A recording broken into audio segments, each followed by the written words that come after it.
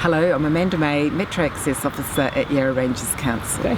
So we're out here today for the Pathways for Carers walk in Healesville, which is one of two walks that we hold every month in Yarra Ranges to support carers. The other walk's held in Mount Evelyn, and we meet at the community house there at Mount Evelyn.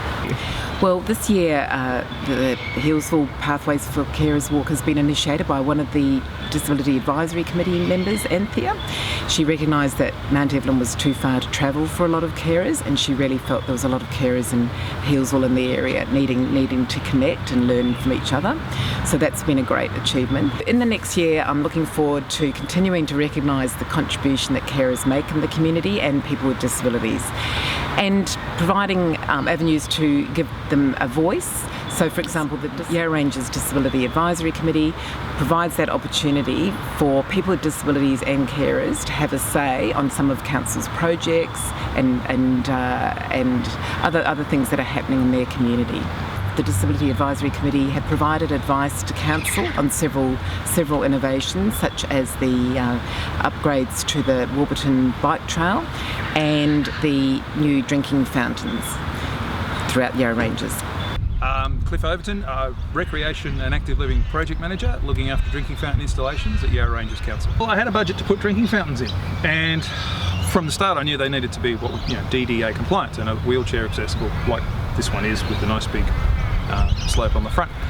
But we did some training with the Parks and Bushlands team, and one of the things that came up was dexterity, and not everyone's that dexterous. A lot of people have limited dexterity in their hands. So we had these units, and they had just a little button on the side or a button on the front, which for some people was quite awkward to push. So we went back to the distributor and said, can you change these up and fit levers to them so different people can use them? And they were great. They said, we've never done it before, but of course we can. And they came up with this design. It was a prototype for them. It's the first of its kind in Australia with the Civic brand drinking fountain. But it means that people with different abilities can quite easily operate the lever action and get the water out. Well, from the Disability Advisory Committee, who we went to when we first came up with this idea, to get their feedback on the design, they're very supportive. They think it's wonderful. People have said they tend to plan their trips around where water's available if they're taking people out with them, and now they know they can get to the water a lot easier. We're up to 12. So 12 in this round will have this, and we've got another 6 coming end of this year, early next year, which will continue to have this feature. And we've also just got funding for 2021-22 for more, so it'll be an ongoing process.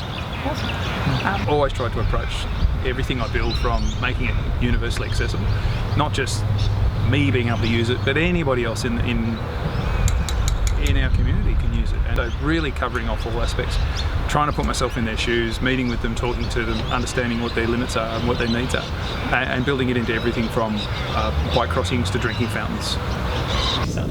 My name's Kim Malamachi. I'm the Relief and Recovery Team Leader in the Emergency Management Team. So we reviewed our Municipal Relief and Recovery Plan this year, and we approached the DAC to see whether they would be interested in being involved in that review.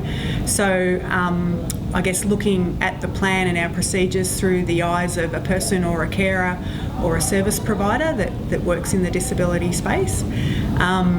And they were very interested, and as a result of that invitation, we conducted 3 workshops, one focusing on communications, another one focusing on emergency relief centres, and the third one focusing on our approaches to recovery. So with the emergency relief centre work in particular, we did a tour of one of our facilities, and through that activity we got a lot of great feedback, a lot of practical feedback, things like particular hazards that we wouldn't have thought of in setting up the facility, that they've been included in a facility plan.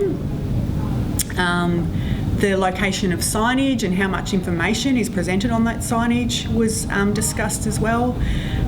Things like whether we should give people with a disability or their carers a wristband to identify them so that they're given priority in situations where they have to line up in queues to access services was discussed.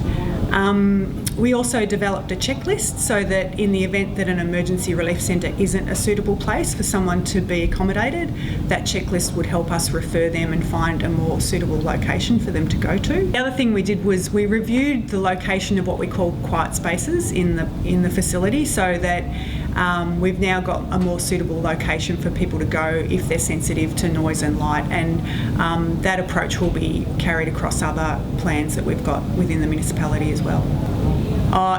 You can't get the feedback from reading textbooks or even going to conferences and things like that. That first-hand knowledge and experience was invaluable in reviewing the plan.